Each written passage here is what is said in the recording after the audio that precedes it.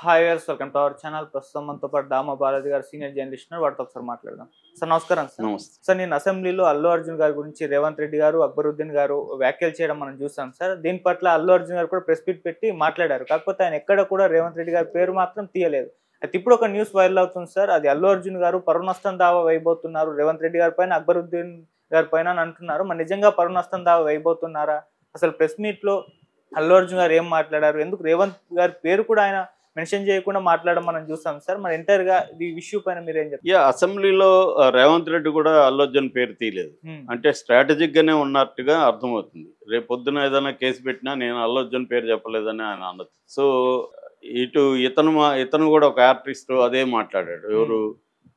అక్బరుద్దీన్. అంటే వీళ్ళు ఇద్దరు కలిసే ఈ డ్రామా ఆడుతున్నారు అనేది బీఆర్ఎస్ వాళ్ళు చెప్పేది. బీఆర్ఎస్ ఏంటంటే రేవంత్ రెడ్డి అడిగిచ్చాడు ప్రశ్న, కావాలని వాళ్ళు అల్లు అర్జున్ పేరు తీయకుండా మాట్లాడారు. ఎందుకంటే రేపు పొద్దున కోర్టుకు వెళ్ళినా కూడా అల్లు అర్జున్ పేరు మేము చెప్పలేదు అని ఒక డిఫెన్సివ్గా ముందే ప్లాన్ చేసుకొని లీగల్ ఒపీనియన్ తీసుకొని ఇది కంప్లీట్గా స్క్రిప్టెడ్ వెర్షను అనేది బీఆర్ఎస్ వాళ్ళు ఆరోపిస్తున్నారు.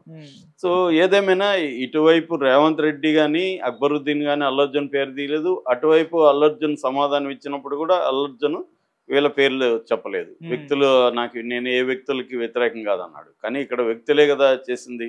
వ్యక్తులుగా కాకపోతే ప్రభుత్వం చేసిందని కూడా అర్థం వస్తుంది. ఎందుకంటే ఒక ముఖ్యమంత్రి చేశాడంటే ప్రభుత్వం చేసింది. అసెంబ్లీలో చేశారంటే అది రేపొద్దున అబద్ధం అని కానీ ప్రూవ్ అయితే వాళ్ళ ఇద్దరికి కూడా ఇబ్బందులు ఉంటాయి. అందుకనే మేబీ వాళ్ళ పేర్లు కూడా బయట తీయలేదు. అల్లు అర్జున్ పేరు రేవంత్ రెడ్డి గారు మామూలుగా అయితే డైరెక్ట్గా అల్లు అర్జున్ పేరు చెప్పాలి కదా. అల్లు అర్జున్ పేరు ఇప్పుడు మనం అల్లు అర్జున్ పేరు చెప్తున్నాను నేను, వాళ్ళు ఎందుకు చెప్పట్లేదు అల్లు అర్జున్ పేరు అంటే దాని వెనక ఏదో ప్లాన్ కనబడుతుంది. అంటే మనం ఇలా చెప్తే రియాక్షన్ ఎలా ఉండొచ్చు, దాన్ని మనం ఎలా ఎదుర్కోవాలంటే మనం దీంట్లో ఎట్లా మాట్లాడాలి అనేది ఒక ప్లాన్ చేసుకొని వెళ్ళినట్టుగా మనకు కనబడుతుంది. ఆవేశంగానూ ఇంకోటే కాకుండా ఇది స్క్రిప్ట్ అంటే ఖచ్చితంగా స్క్రిప్టే కనబడుతుంది. ఎందుకంటే ఎవరైనా పొలిటీషియన్స్ పాలిటిక్స్ చేస్తారు. Revanth Reddy is a seasoned politician. 20 ఏళ్ళుగా ప్రతిపక్షంలో ఉండి ఆయన ఫైట్ చేసుకుంటూ వచ్చాడు అధికారంలోకి. కాబట్టి ఆయనకి ఒక విషయాన్ని ఎలా డీల్ చేయాలో ఆయనకి తెలియకుండా ఉండదు. రెండోది బ్రహ్మాండమైన లీగల్ టీమ్స్ అన్నీ ఉంటాయి. సో క్లియర్గా రేవంత్ రెడ్డి దీన్ని పొలిటికల్ ఇష్యూలుగా మారుస్తున్నాడు అనేది బీఆర్ఎస్ ఆరోపిస్తుంది.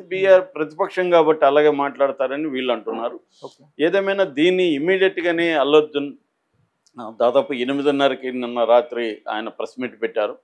ఆ ప్రెస్ మీట్లో అల్లు అర్జున్ చెప్పిన దాన్ని తీవ్రంగా ఖండిస్తున్నాను. నాకు రావద్దని ఎవరు చెప్పలేదు. థియేటర్ వాళ్ళు కానీ పోలీసులు కానీ రావద్దని నాకు చెప్పలేదు. నేను రోడ్ షో చేయలేదు.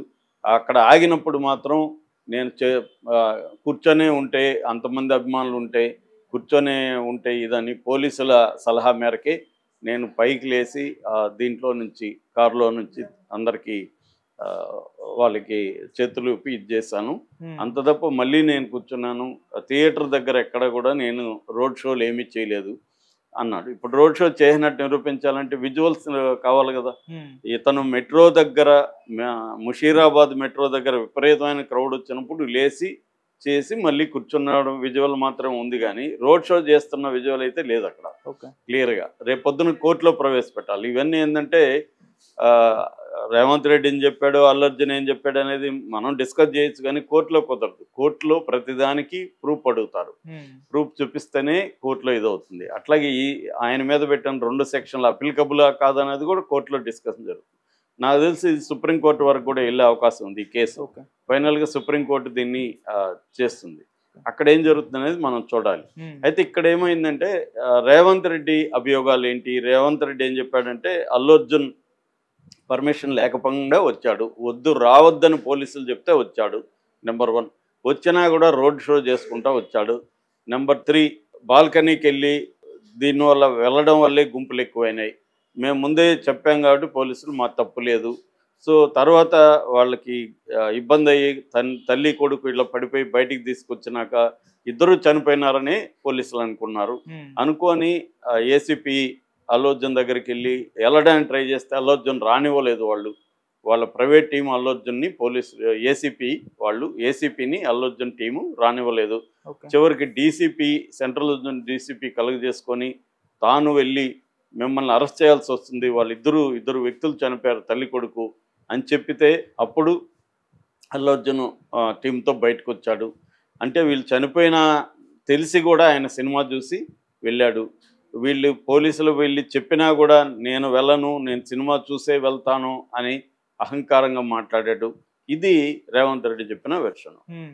అట్లాగే ఆయన ఇంకొన్ని కామెంట్స్ చేశాడు. అరెస్ట్ చేసి జైల్లో నైట్ ఎందుకు వదులుతారు అనేది అన్నాడు. అట్లాగే అతనికి ఏమన్నా కన్ను పోయిందా, కాలు పోయిందా, చేయి పోయిందా, అతన్ని చూడడానికి ఎంతమంది క్యూలు కట్టారు సినిమా ఇండస్ట్రీని అని ప్రశ్నిస్తున్నా, మీరెందుకు ఆ బాబుని ఒకరు కూడా పరామర్శించలేదు అనేది ఆయన మాట్లాడాడు.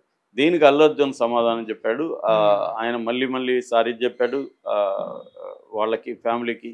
అట్లాగే తను వాళ్ళకి సహాయం చేస్తానని ఇంతకుముందు మాట ఇచ్చాను, దానికి కట్టుబడి ఉన్నాను అన్నాడు. అట్లాగే కొంతమంది వ్యక్తులు నన్ను ఆరోపించారు, అవేవి తెలియదు, నాకు ఎవరు రావద్దని చెప్పలేదు. రెండోది నేను రోడ్ షో చేయలేదు. మూడోది వాళ్ళు చనిపోయినట్టు నాకు ఎవరు చెప్పలేదు. చనిపోయినట్టు తెలుసుంటే నేను ఎందుకు సినిమా చూస్తాను? నేను ఏ మానవత్వం మనిషి ఉన్నవాడైనా చనిపోతే సినిమా హిట్ అవుతుందని అంటాడా? సో ఇవన్నీ అబద్ధాలు, బేస్లెస్, ఆల్ టైమ్ లో అన్నాడు. లో అంటే నీచమైన ఆరోపణలు అనేది ఆయన మాట్లాడాడు. అయితే అందులో ఎక్కడా కూడా నేను లీగల్గా చర్య తీసుకుంటానని కానీ, లేకపోతే ముఖ్యమంత్రి ఎలా చెప్పడం అని కానీ అనలేదు.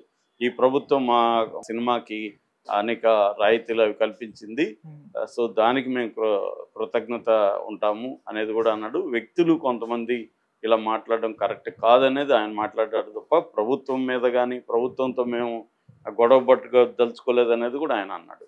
మామూలుగా ఏంటంటే సినిమా వాళ్ళు సాఫ్ట్ టార్గెట్ అంటారు. వాళ్ళ అనేక బిజినెస్లు గవర్నమెంట్ అనుకుంటే వాళ్ళని వేధించాలనుకుంటే వేధించవచ్చు. గతంలో కూడా జయలలిత కమల్ హాసన్ని ఎలా వేధించిందో మనం చూసాం.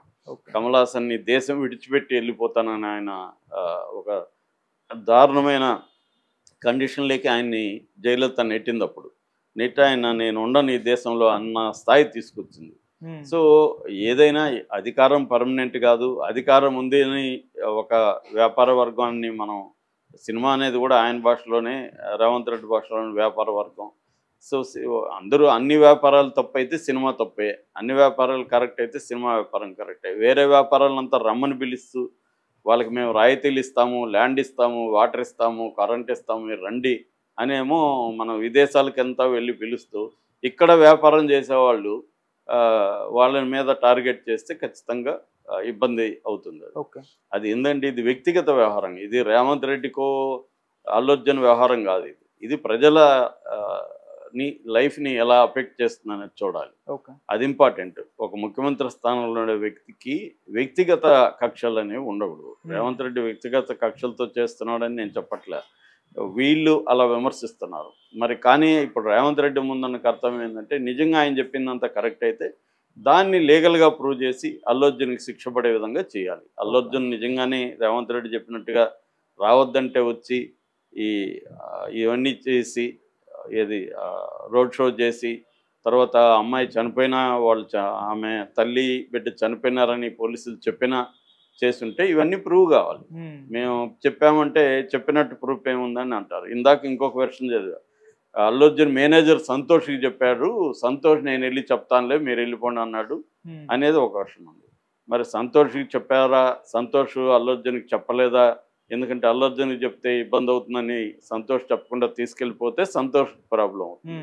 అట్లాగే థియేటర్ వాళ్ళు రావద్దని పోలీసులు లెటర్ రాస్తే థియేటర్ వాళ్ళు అల్లు అర్జున్కి చెప్పకపోతే థియేటర్ వాళ్ళు ప్రాబ్లం అవుతుంది. ఇవన్నీ కోర్టులో ప్రూవ్ కావాల్సింది. సో మామూలు ప్రశ్న ఏంటంటే, ఒక ఏసీపీ స్థాయిలో ఒక థియేటర్కి అల్లు అర్జున్ రావద్దని చెప్పండి, మేము మీకు సెక్యూరిటీ ఇవ్వలేదంటే థియేటర్ వాళ్ళు ఎందుకు చెప్పకుండా ఉంటారు అన్నది ఒక ఇది. ఎందుకంటే రేపు పొద్దున వాళ్ళకి తెలుసు కదా, థియేటర్ వాళ్ళకి ఏదైనా ప్రాబ్లం అయితే మనం ఇరుక్కుంటామని. వాళ్ళు అల్లు అర్జున్ రావడం వల్ల వాళ్ళకేంటి ఉపయోగం? వాళ్ళకి తలనొప్పే కదా, క్రౌడ్స్ని కంట్రోల్ చేయడం వాళ్ళ బాధ్యత కూడా కదా. సో ఇక్కడ థియేటర్ దీన్ని మాత్రం రేవంత్ రెడ్డి ఏం మాట్లాడలేదు. అట్లాగే బీఆర్ఎస్ వాళ్ళు ఏం విమర్శ చేస్తున్నారంటే, ఇది కావాలని రేవంత్ రెడ్డి సినిమా వాళ్ళ మీద కక్షగట్టి చేస్తున్నాడు, వీళ్ళెందుకు, ప్రభుత్వం ఎందుకు వెళ్ళలేదు ఇన్ని రోజులు, ఎవరిని ఎందుకు పంపించలేదు, ఇప్పుడెందుకు హెల్త్ మినిస్టర్ వెళ్ళాడు, ఇప్పుడెందుకు సివి ఆనంద్ వెళ్ళాడు, ఇప్పుడెందుకు డబ్బులు 25 లక్షలు ఇప్పుడు గవర్నమెంట్ ఎందుకు ప్రకటించింది, ఇంతకుముందు ఎందుకు ప్రకటించలేదు, ఎప్పుడో 4వ తేదీ జరిగితే 21వ తేదీ ప్రకటిస్తారా? సో ఇదంతా కూడా ఒక ప్లాన్ ప్రకారం జరిగింది. అట్లాగే రేవంత్ రెడ్డి ప్రభుత్వంలో అనేక చావులు జరుగుతున్నాయి. గురుకులాల్లో ఫుడ్ పాయిజనింగ్ జరిగింది, దాని మీద అసెంబ్లీలో చర్చ లేదు. సో అట్లాగే రేవంత్ రెడ్డి తమ్ముడు కారణంగా ఒక మాజీ సర్పంచ్ చనిపోతే మరి అతన్ని అరెస్ట్ చేయాలి కదా అని హరీష్ రావు లాంటి వాళ్ళు కూడా ప్రశ్నిస్తున్నారు. ఏదేమైనా ఇది పొలిటికల్ టర్న్ తీసుకుంది, ఎమోషనల్ టర్న్ తీసుకుంది, మోరల్ యాంగిల్లోకి వెళ్ళింది. నిజానికి తేలాల్సింది ప్రజల మనం ఎంత గొంతు దించుకొని అరిసినా ఏమీ కాదు. ఫైనల్గా తేలాల్సింది కోర్టులో. అల్లు అర్జున్ తప్ప, థియేటర్ ఓనర్ తప్ప, పోలీసులు తప్ప అనేది వీళ్ళందరి తప్పులు లేకుండా ఒక యాక్సిడెంట్గా కూడా జరగచ్చు. ఒక్కోసారి కంట్రోల్ చేయలేని ఇది ఉంటుంది. ఇప్పుడు మనకి పుష్కరాల్లో ఎంతోమంది చనిపోయారు, ఆ మధ్యకాలంలో పొలిటికల్ ర్యాలీల్లో ఎంతోమంది చనిపోయారు, తర్వాత బాబాల దగ్గర హత్రోస్లో ఒక పెద్ద సంఘటన 121 మంది చనిపోయారు. అనేక సార్లు ఇవి జరుగుతున్నాయి. వాటిల్లో ఎప్పుడైనా ఏ పొలిటీషియన్ అయినా, ఏ హీరోనైనా, ఏ బాబానైనా, రామ్ గోపాల్ భాషలు చెప్పాలంటే ఏ దేవుడినైనా అరెస్ట్ చేశారా? లేదు కదా. ఇప్పుడు ఎందుకు అల్లు అర్జున్ అరెస్ట్ చేస్తున్నారు అని అనేక ప్రశ్నలు అయితే ఇరువైపులా ఉన్నాయి. నిజంగా చనిపోయినాక కూడా అల్లు అర్జున్కి ఎందుకు చెప్పలేదు? ఒకవేళ చెప్పకపోతే ఆయన తెలియదు నాకు, నేను సినిమా చూశాను. రెండో నాకు డౌట్ ఏంటంటే, ఎందుకు చనిపోతే సినిమా ఎందుకు ఆపలేదు? పోలీసులు సినిమాని ఆపించాలి కదా. సినిమా ఆపిస్తే ఆటోమేటిక్గా అల్లు అర్జున్తో సహా అందరూ బయటకు వస్తారు కదా.